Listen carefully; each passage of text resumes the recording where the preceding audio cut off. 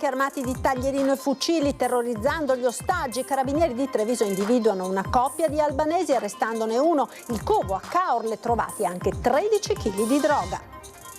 57enne di Spinea in sella allo scooter, perde il controllo del mezzo e finisce contro un guardrail della tangenziale di Silea. L'uomo morto sul colpo, traffico paralizzato. Incredibile incidente a Ponte della Priula, l'automobilista tira dritto ad una curva e si schianta sul muro di un ristorante sfondandolo, l'uomo miracolosamente illeso. Barchino a motore impazzito semina il panico tra i bagnanti a Pellestrina rischiando di provocare tragedie. Un vigile fuori servizio riesce a bloccare il mezzo e a salvare il proprietario. È di un senza tetto dell'Est Europa il corpo senza vita recuperato nella scarpata del cavalcavia di Chiesa Nuova a Padova. È stata disposta l'autopsia, si indaga per omicidio. Pesce scaduto ed altri alimenti con gravi irregolarità trovati dalla Guardia Costiera in alcuni ristoranti di Cortina. Il blitz per la tutela del Made in Italy ha portato al sequestro di 1 tonnellata di cibo. A 6 anni dalla tempesta Vaia riapriranno ufficialmente mercoledì i serrai di Sottoguda, lo storico canyon dolomitico di Rocca Pietore, uno dei simboli della devastazione. È Enrico Zonta, studente del liceo da Ponte di Bassano del Grappa, il vincitore delle Olimpiadi di matematica. L'anno scorso aveva conquistato la medaglia di bronzo. Buonasera e ben ritrovati con l'edizione del Veneto dei nostri telegiornali. La cronaca in apertura: taglierini alla gola dei clienti, identificati i 2 rapinatori che hanno assaltato 3 banche. Uno è stato catturato a Caorle, l'altro è ricercato. Nel video che ci hanno fornito i carabinieri, i momenti drammatici quando un'anziana è stata bloccata dal malvivente armato. Vediamo. La prende alle spalle, la tiene per il collo, la minaccia con un taglierino. È uno degli assalti messi a segno da 2 rapinatori pregiudicati e violenti. La vittima è un'anziana ultraottantenne. Si tratta di 2 malviventi albanesi quarantenni senza scrupoli. Uno è stato catturato a Caorle in una casa isolata. Il complice invece è tuttora ricercato dai carabinieri. Il blitz dei militari dell'arma è scattato i primi giorni di giugno. Dentro l'abitazione sono stati trovati anche 13,5 kg di hashish. 3 i colpi. Il 20 marzo 2024 presso la filiale della BPM di Vittorio Veneto. I 2 hanno agito travisati con parrucche e passamontagna, ma l'istituto bancario aveva il temporizzatore per l'erogazione del denaro, quindi sono fuggiti a mani vuote. Il 25 marzo altro tentativo al Crédit Agricole di Meduna di Levenza. Anche in questo caso hanno agito travisati, hanno puntato un coltello alla gola di un cliente 82enne del posto, ma si sono trovati di fronte allo stesso problema dell'altra banca. Ed infine il colpo riuscito alla filiale di Ortisei della Cassa di Risparmio di Bolzano. Qui i 2 sono entrati, uno armato di un fucile, accertato poi trattarsi di una carabina ad aria compressa rubata la notte prima da un'abitazione di San Stino di Livenza. Hanno minacciato clienti e dipendenti e si sono fatti consegnare i soldi in cassa, circa 2.000 euro. Stesso modus operandi in tutte e 3 le rapine. Adoperavano un'autovettura pulita, se così appunto si può dire, in uso ai 2 soggetti e di proprietà di un connazionale per avvicinarsi negli immediati pressi dell'istituto di credito, per poi effettivamente raggiungerlo con un'altra autovettura che è sempre stata rubata per l'occasione ed è sempre stata distinta per tutti e 3 i fatti, per poi commettere la rapina in sé. Uno entrava in banca, l'altro rimaneva fuori per controllare, poi la fuga con l'auto pulita. Prima dei colpi i 2 hanno fatto irruzioni in varie abitazioni fra le province di Treviso, Pordenone e Venezia per rubare le macchine da utilizzare nelle rapine. È caccia, secondo pregiudicato, che potrebbe però essere già uscito dal territorio italiano. Questi sono soggetti entrambi abituati e capaci di spaziarsi in tutto il territorio nazionale, non solo il Triveneto, e anche ovviamente all'estero e penisola balcanica essenzialmente.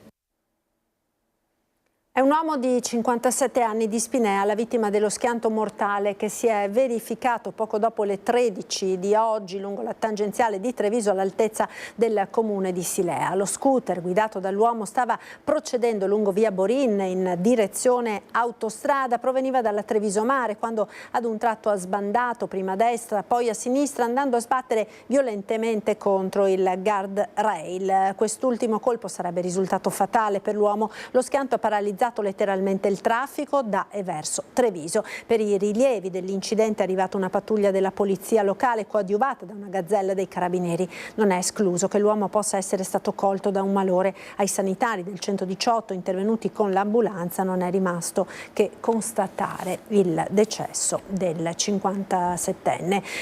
Ed un incidente spettacolare ma fortunatamente senza gravi conseguenze si è verificato alle prime luci dell'alba di oggi a Ponte della Priula. Siamo ancora in provincia di Treviso. Sentite cosa è successo. È uscito tremante ma illeso sulle proprie gambe il conducente di 56 anni che alle prime luci dell'alba di oggi si è schiantato con la sua auto contro questa parete del ristorante cinese ai piedi del Ponte della Priula. Poche conseguenze per un incidente che avrebbe potuto avere risultanze ben peggiori se fosse capitato in un altro momento della giornata o se l'auto avesse modificato anche di poco la propria traiettoria. È tutto molto probabilmente per un colpo di sonno alle 4 del mattino che ha lasciato senza freni la BMW grigia proveniente da Spresiano direttamente contro il finestrone della sala da pranzo di questo ristorante cinese. Nell'impatto il motore è letteralmente scoppiato, inondando d'olio tutta la parete, mentre il finestrone è stato scardinato dal muro che in parte ha ceduto.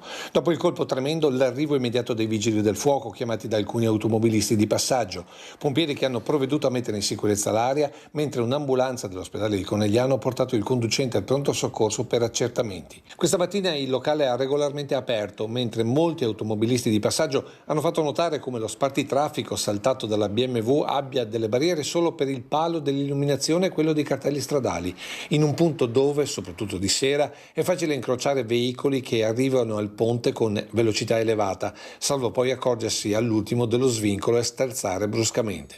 Un tema, quello della sicurezza dello svincolo, già noto da tempo a Nervesa, comune a cui compete territorialmente. Noi geograficamente siamo in un'area di competenza territorialmente del comune di Nervesa, ma è ovvio che le competenze poi relativamente alla viabilità stradale in quel tratto di strada lì competono a quello che è l'ente preposto, che è l'ANAS. Ci sono stati per il passato e sono costantemente mantenuti vivi certi contatti, anche perché poi lì siamo in un contesto un po' particolare e spesso lì capitano che autovetture arrivano a toccarsi perché non è ben chiara la rotazione interna. Però insomma lo segnalerete all'ANAS. Chiaramente sarà un compito nostro quello di comunicare nuovamente con l'ente per avere certezza che possa aumentare il livello di sicurezza di questo tratto stradale. E paura lungo il passante di Mestre, oggi verso le 13:30 per le alte fiamme, la densa nube nera che si vedevano a chilometri di distanza a causa di un'auto che si è incendiata nel territorio di Spinea, direzione Milano. Fortunatamente nessuna persona è rimasta coinvolta, il conducente è riuscito ad accostare nei pressi di una piazzola di sosta e a mettersi al sicuro prima che le fiamme avvolgessero completamente il mezzo. Sul posto la polizia stradale, i vigili del fuoco, gli ausiliari della viabilità di CAV coordinati dal centro operativo di Mestre. Nessuna conseguenza importante per il traffico nonostante la giornata da bollino rosso per l'esodo estivo ed una corsia di marcia chiusa per ragioni di sicurezza. E momenti di paura oggi intorno alle 13 a Pellestrina. Un agente della polizia locale, libero dal servizio nel suo giorno di riposo mentre era in barca, ha notato una persona caduta in acqua mentre un barchino a motore senza nessuno a bordo, del tutto fuori controllo, girava su se stesso e poteva rischiare di investire i bagnanti. L'agente della polizia locale ha soccorso e salvato l'uomo caduto in acqua e poi ha messo in sicurezza anche la barca, chiamando poi i soccorsi che sono arrivati da terra. Con la cronaca ora andiamo a Padova, sarebbe di un senza tetto dell'est Europa il corpo senza vita ritrovato a Padova nella scarpata del cavalcavia di Chiesa Nuova. Non ci sono segni di violenza sulla salma, la procura indaga comunque per omicidio per poter fare tutti gli accertamenti del caso. Sarebbe stato identificato il cadavere ritrovato ieri sera a Padova sul cavalcavia Chiesa Nuova da parte di 2 volanti della questura avvertite da un passante che aveva notato il corpo senza vita tra le sterpaglie che costeggiano la strada e la pista ciclopedonale. Si tratterebbe con ogni probabilità di un 49enne dell'est Europa senza fissa dimora e con problemi di alcolismo. L'uomo infatti indossava gli stessi indumenti di un 49enne senza tetto che nei giorni scorsi era stato controllato dalla polizia durante durante un servizio sul territorio. Nelle sue tasche sarebbero stati ritrovati anche dei documenti. Il corpo era in una zona impervia incastrato tra le sterpaglie, quindi sono intervenuti i vigili del fuoco con gli operatori speleo-alpino-fluviali che, dopo aver indossato tute idonee, si sono calati e sono riusciti a recuperarlo. Sul posto anche i poliziotti della scientifica e della squadra mobile. Il cadavere era in avanzato stato di decomposizione, irriconoscibile, forse era lì da qualche giorno. Sul corpo, da un primo esame del medico legale, non ci sarebbero segni di violenza e lesioni, ma sarà l'autopsia a far luce sulle cause del decesso. L'ipotesi è che l'uomo possa aver accusato un malore dovuto all'eccesso di consumo di bevande alcoliche e poi sia scivolato tra le sterpaglie, dove è morto sotto il sole cocente di questi giorni. Un operaio di 54 anni impiegato in una ditta di Massanzago è stato trovato morto nella sua camera d'albergo nel Bresciano questa mattina. La vittima è Fernando De Boni, residente a Sernaglia della Battaglia nel Trevigiano. L'uomo sarebbe stato stroncato da un infarto dopo che giovedì aveva chiesto al datore di lavoro di assentarsi dal cantiere dove stava lavorando perché non si sentiva bene. De Boni era dipendente della ditta Italfer di Massanzago, che si occupa di lavorazione lamiera e commercio prodotti siderurgici. La salma è stata riconsegnata ai familiari. Operazione della Guardia Costiera di Venezia a Cortina d'Ampezzo. I militari hanno effettuato controlli sui prodotti ittici di ristoranti di lusso della Perla delle Dolomiti, elevando 8 sanzioni e sequestrando ingenti quantitativi di pesce scaduto.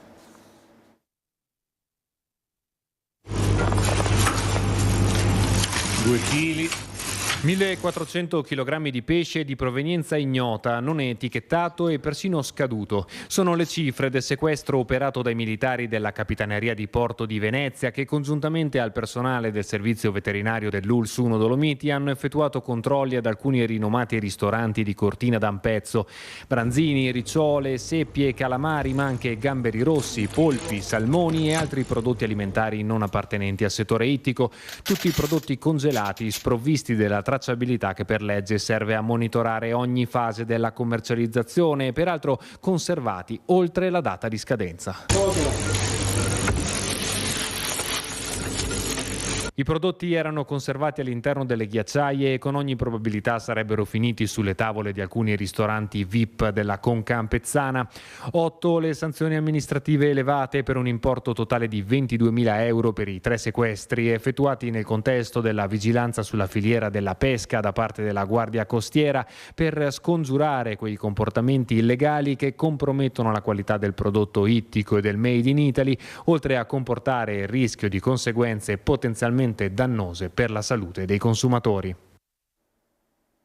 Lunedì a San Leonardo a Venezia le opposizioni si riuniranno in assemblea ed invitano tutta la città. Il primo passo politico dopo il terremoto che ha scosso la laguna. Sentiamo. Sono rimasti sul tappeto e irrisolti troppi problemi nel corso di questi anni che l'amministrazione Brugnaro ha perfino peggiorato. Penso alla sicurezza di Mestre, penso all'overtourism, penso al tema della residenzialità e della legge speciale per Venezia, questioni rimaste lì mentre sulla città gravava un pesante e ramificato conflitto di interessi. L'opposizione è determinata a fare la differenza, a diventare un'alternativa credibile e utile alla città di Venezia. Il Partito Democratico, all'indomani del terremoto che ha scosso la laguna 10 anni esatti dallo scandalo Mose, lancia per lunedì 29 la sua offensiva. Un'assemblea pubblica a San Leonardo e da settembre un cantiere programmatico per essere proposta politica alternativa a quella dell'attuale governo. Riteniamo sia necessario mettere assieme tutte le forze di centrosinistra, le liste civiche, i movimenti, le associazioni per dare un governo di svolta a Venezia, all'altezza dei problemi e delle sfide di Venezia. Un atto che passa necessariamente per le dimissioni del sindaco Luigi Brugnaro e un ritorno alle urne in tempi brevi. Questo mentre con il passare delle ore emergono nuovi particolari, nuove testimonianze a definire i contorni del puzzle, le dichiarazioni rese dal magnate di Singapore Ching-Chak Wong attraverso le parole del suo avvocato Guido Simonetti. Nega di aver mai conosciuto l'assessore Boraso né di aver mai concretizzato alcun alcuna trattativa nell'area dei Pini e di aver acquistato Palazzo Papadopoli ad un prezzo in linea con il valore di mercato. Nelle stesse ore l'Assemblea Generale della CGIL veneziana dava mandato alla segreteria di verificare la possibilità di costituirsi parte civile al processo. La stessa CGIL in una nota ha auspicato le dimissioni del sindaco per scongiurare la paralisi amministrativa del comune. Il termometro del clima che l'inchiesta ha creato in città sarà anche la partecipazione dei veneziani all'assemblea del 29 di luglio a San Leonardo e ancora il 2 agosto a Mestre nella Sala del Consiglio. Frana sul Fadalto, slitta la riapertura dell'Alemagna che si sperava potesse riaprire per Ferragosto. La statale 51 rimarrà chiuso sino alla fine del mese prossimo.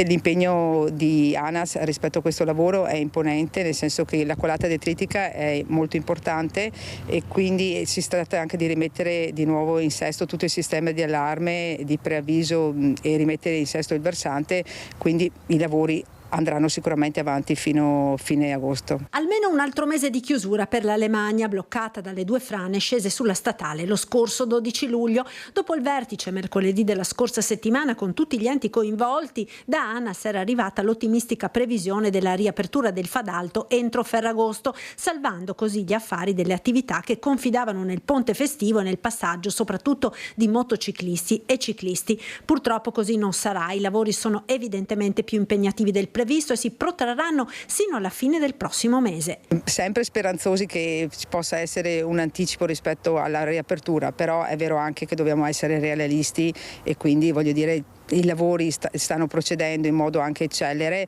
però è la questione materiale, dobbiamo considerarla. Allarga le braccia la sindaca Balleana ringraziando ANAS per i lavori con la consapevolezza che finché non verranno realizzati gli interventi risolutivi con le gallerie paramassi la situazione purtroppo potrebbe ripetersi. Sappiamo che l'entità della colata detritica è elevata e quindi noi ringraziamo ANAS per l'intervento che sta portando avanti. Sappiamo benissimo che dall'altra parte i pendolari e i residenti del Fadalto hanno la possibilità di prendere l'autostrada A27 da Vittorio Veneto Nord fino a Fadalto in modo gratuito e quindi questo compensa i disagi che ci sono.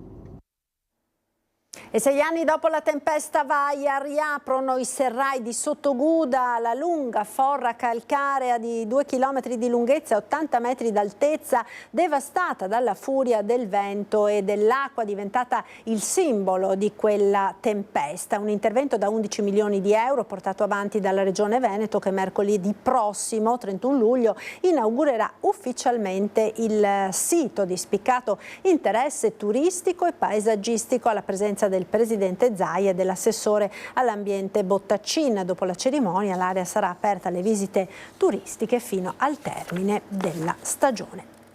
Non ci sono solo le Olimpiadi di Parigi che appassioneranno in questi giorni gli sportivi di tutto il mondo, esiste anche una competizione per la matematica e l'ha vinta un ragazzo della provincia di Vicenza. Leggere, scrivere e far di conto, soprattutto in quest'ultima competenza, ovvero in matematica, è bravissimo, anzi campione olimpico, il rosatese Enrico Zonta, studente del Liceo da Ponte di Bassano. Dopo aver vinto il titolo italiano meno di 2 mesi fa a Cesenatico col punteggio massimo, si è confermato anche nella competizione internazionale svoltasi nei giorni scorsi nel Regno Unito. Zonta ha vinto la medaglia d'oro con 29 punti su 42, migliorando il bronzo del 2023, sbaragliando la concorrenza di oltre 600 colleghi e colleghe. Complimenti e congratulazioni dall'ufficio scolastico regionale sono arrivati ad Enrico, che ha appena chiuso il quinquennio di scienze applicate, al dirigente scolastico Mario Tedesco e agli insegnanti Chiara Rubbo, Angelo Cremasco, Cinzia Ferrante e Silvia Alessi. La squadra italiana si è piazzata al 14° posto su 108 partecipanti.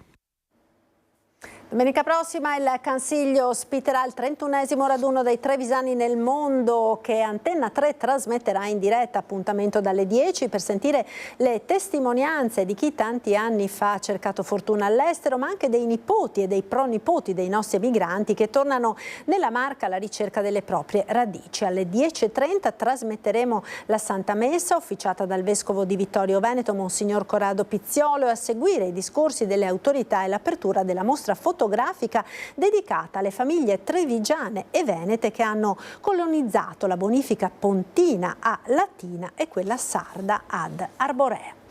Ed è tutto per questa edizione, grazie per essere stati con noi. Dopo la sigla, come sempre, uno sguardo alle previsioni del tempo con il nostro meteo. Arrivederci.